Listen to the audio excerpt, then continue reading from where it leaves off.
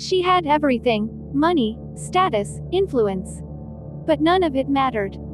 Because every man she dated only loved her fortune, not her heart. So when Sophia, a 32-year-old tech entrepreneur worth over $70 million, matched with a guy on a dating app, she decided to do something she had never done before. She pretended to be poor. No designer clothes. No luxury apartments. No chauffeur. Just a thrift store outfit, a $900 secondhand car borrowed from her assistant, and a simple message. Hey, want to meet up? But what happened on that date? The way he looked at her. The way he treated her. The way he reacted to her broken life. It made her propose first. Yes, SHE did the proposing. And the reason why. That will shock you. But before we get to the moment that changed everything. Before we get to the truth that made her choose him over every millionaire who chased her. Let me take you back to the beginning. If you're new here, hit subscribe, like, and turn on notifications. Because we bring you real-life inspired stories, emotional twists, and lessons that change your perspective. Alright, back to Sophia's unbelievable date. Sophia wasn't your typical, rich girl. She built her wealth herself. A tech platform that teaches small businesses AI automation. But success came with a curse. Every guy she dated saw her as a walking bank account. Gifts. They expected them. Trips. They assumed she'd pay. Commitment. Only if it benefited them. Her best friend got engaged to a man who only loved her inheritance. Her cousin got scammed by her husband who pretended to love her. Sophia was terrified of becoming the next victim. So she created a rule. For the next 3 months, I'll date as a normal woman. No rich lifestyle. No rich presentation. No rich expectations. Just Sophia. Daniel wasn't flashy. His profile. A simple smile, hiking photos, and a line that caught her attention. I don't care what you have. I care who you are. She felt something. So she matched him. Their chats were easy, warm, and real. Not once did he ask, "What do you do? How much do you make? Where do you live?" He just asked, "What makes you happy? What scares you? What do you want in life?" Sophia felt seen for the first time. She showed up wearing thrift store jeans, a faded sweatshirt, simple sandals, hair tied up, no makeup. She even sprayed a cheap $4 perfume so she wouldn't smell expensive. Her borrowed car's window didn't roll down. The AC barely worked. And the engine coughed like a 2008 disaster. Perfect cover. Daniel arrived early, holding 2 hot chocolates. Not coffee. Not fancy drinks. Hot chocolate. My mom always said, he told her.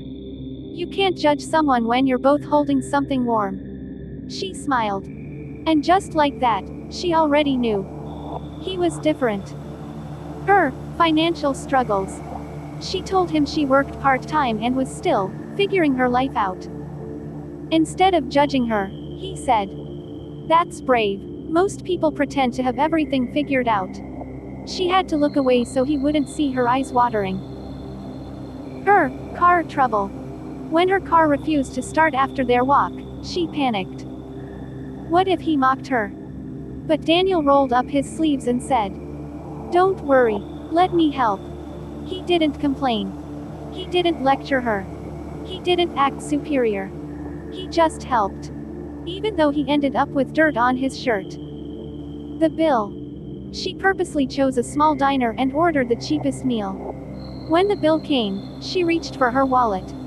But Daniel gently stopped her. "No, I invited you. I've got this." She said he didn't need to.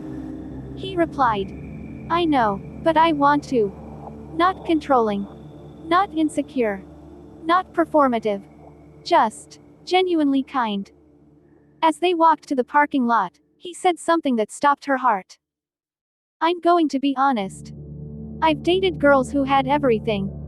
Makeup, designer bags, fancy lives. But they weren't happy. Then he looked at her and said softly, "But you look peaceful, real. Like you're someone I can grow with." Sophia felt like her soul had been touched. She almost confessed everything right there. But she needed one more day. The next evening, she invited him to her real house. Not her penthouse. Her private home. She answered the door wearing her true style. Elegant dress, gold necklace, perfume worth more than some people's rent. Daniel stared, confused. Speechless. She took his hand and said, "There's something I need to tell you." Then she revealed everything. Her company. Her wealth. Her real identity. Her fear of being used. Her decision to disguise herself.